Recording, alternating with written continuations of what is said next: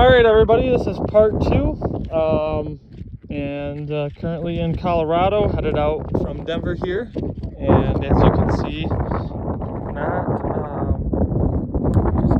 it is beautiful. Just can see for miles here. Ton going on, and figured I need to stop and do a video like this because I haven't done it in a while, and I've had a lot of things going through my mind recently. So I don't know what these holes are here, but that's kind of cool. And there's some cactuses here. So I forced myself to stop and make a video here about what I've been going through mentally. And kind of first off, so anyways, let's get deep. So first off, was kind of thinking recently, I think my last video I did like this, I was kind of talking about trust, confidence.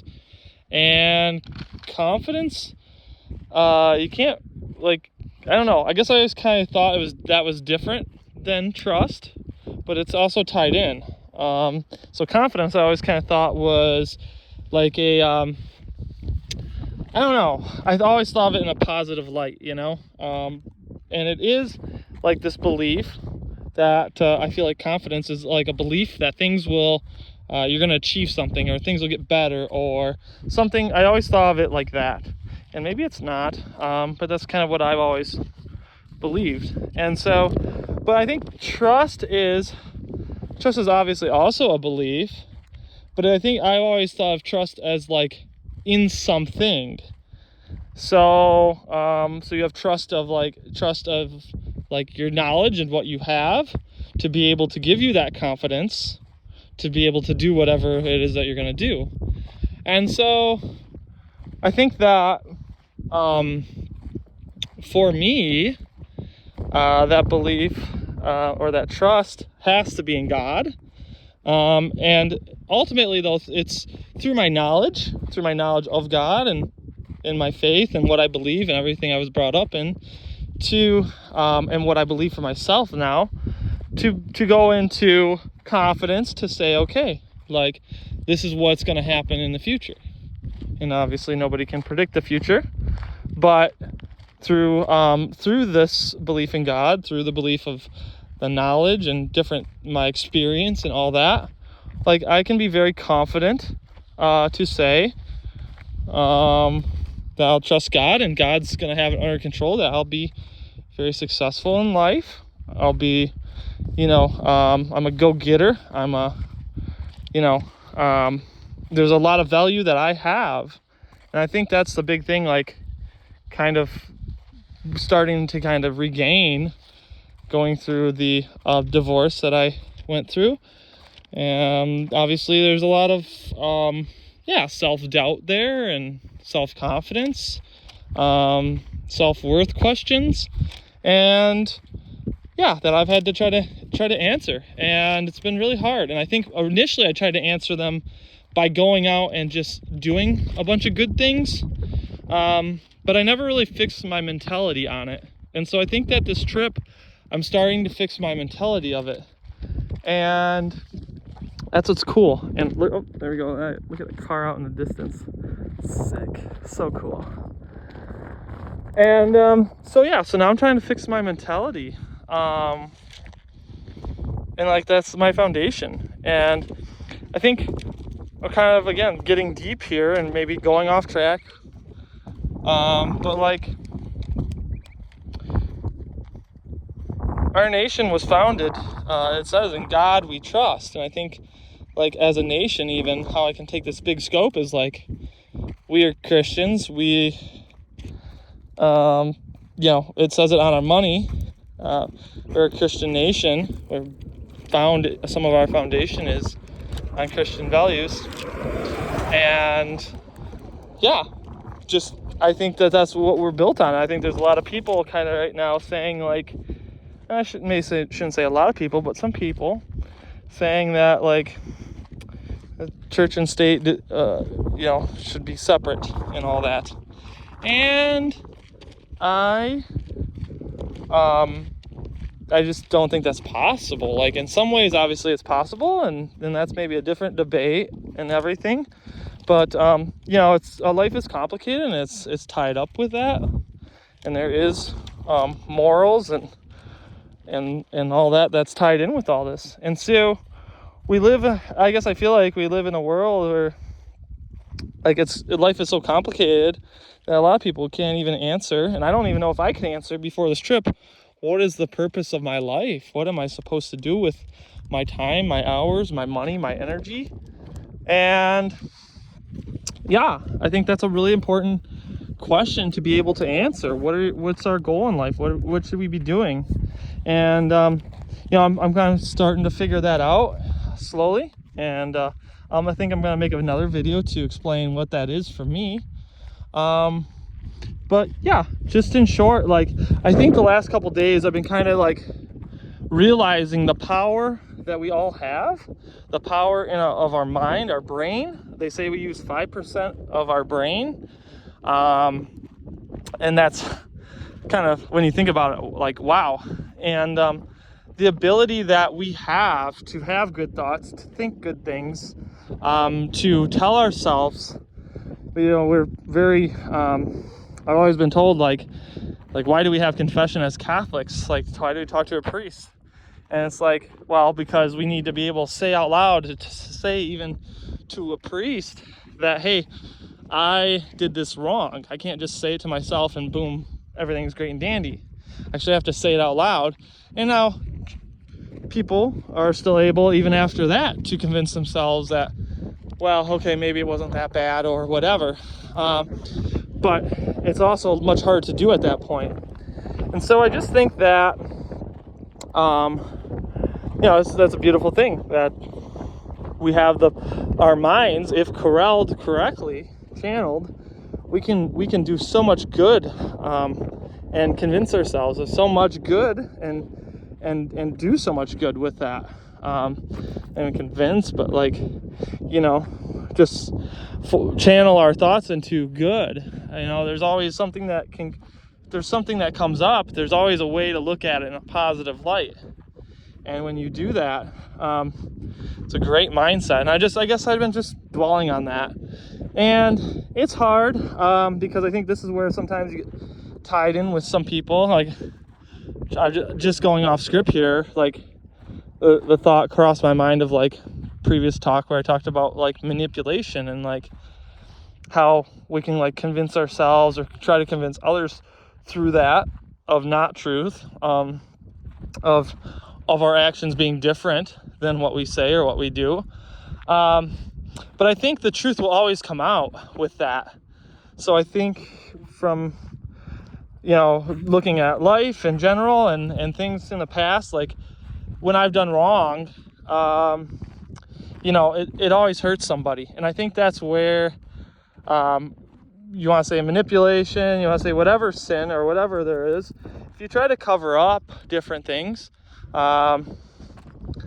you know, like I used the cookie example in the past, like I'd steal a cookie, try to cover that up, you know, the truth comes out eventually, that, you know, like I say, you get caught and then you're labeled as something, and etc. So I think I found that like it's really important to be an example to the world. Like, you have to match your actions to what you're going for, and even then it can be misinterpreted, and not to let that discourage you or whatever. Just continue pushing on, and people that know you will know you and know that you're trying to do well, and people that won't will assume other things. And I guess also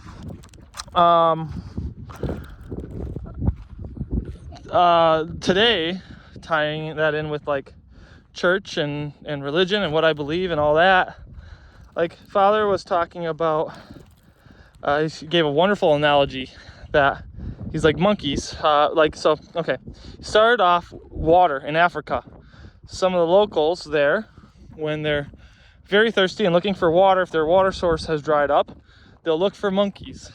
And what they'll do is they'll dig a hole. First they'll find monkeys in a tree, and then they'll dig a hole in the ground where the monkey can see them, and they'll put a banana down in the hole. and a monkey will go. Father was saying that this was on a documentary, but anyways, and that he had watched, and so I'm just kind of repeating his story. And so then they'll go and they'll grab the banana out of the hole. They'll try to, when after the people have kind of walked away, the monkeys will grab and they'll hold on to the banana and they'll try to get it out, and they can't because their fist and their arm is bigger now, and they're kind of like trapped. And then from there, what they'll do is they'll take the monkey and they'll come up to him, and the monkey won't, just all he has to do is just let go of the banana, but he won't in that hole. He won't, because he wants to try to get it. And then from there, the monkey will go and they'll capture the monkey. They'll tie him up to like a tree or something like that, and then they'll give them the monkey salt. And so the monkey will they'll take the monkey, they'll give it salt, and then of course after a few hours the monkey will get very thirsty, and because the monkey would never leave them to water if they had followed the monkey, but now that the monkey had something, the monkey had salt, it'd be very thirsty and then continue on. It would, like, when they let it go, would just like go directly towards the water, and then the people would go and partake in the water and maybe drink that source of water up or whatever, and then it would cause the monkeys then to go look for other water or a source of water or whatever. And so I guess the moral of that story is what he was saying is like, it made kind of a lot of sense with like how we go with sin, and like how we see the banana, we get trapped by something sometimes, and then because we follow that sin, he was talking about temptation, about like how we sometimes we don't see all the ways God is tempting, or the devil is tempting us in sin. It could be money, could be pleasure, it could be so many different things. And basically from there, he tempts us with something else, and it's like the salt. So he goes from banana to the salt, and then from the salt, we don't even recognize it sometimes, and we get so thirsty and we get used to that lifestyle. And there's so many different ways I guess you could jump off of this, but basically kind of going to say like how that sin leads us to something else, and the consequences of basically affecting many others. And so like other monkeys, or like say we're a monkey in that scenario, how we affect others with our sin in bad, basically that now everyone else has to go find a different watering source or whatever. And again, I butchered this all, but basically for myself in the future to look back and say like how we are affecting other people's lives, whether we know it or not, whether it's good or not. And yeah, just like to think about that, and to know that we can do the opposite effect, like if we are how we can affect positively. That might be a change of like showing how negatively we can how we are negative in that with our sin, the same way like how we could be positive with our good actions and affect others and lead them to water, monkeys in this case, but more like people in how I'm talking, to good.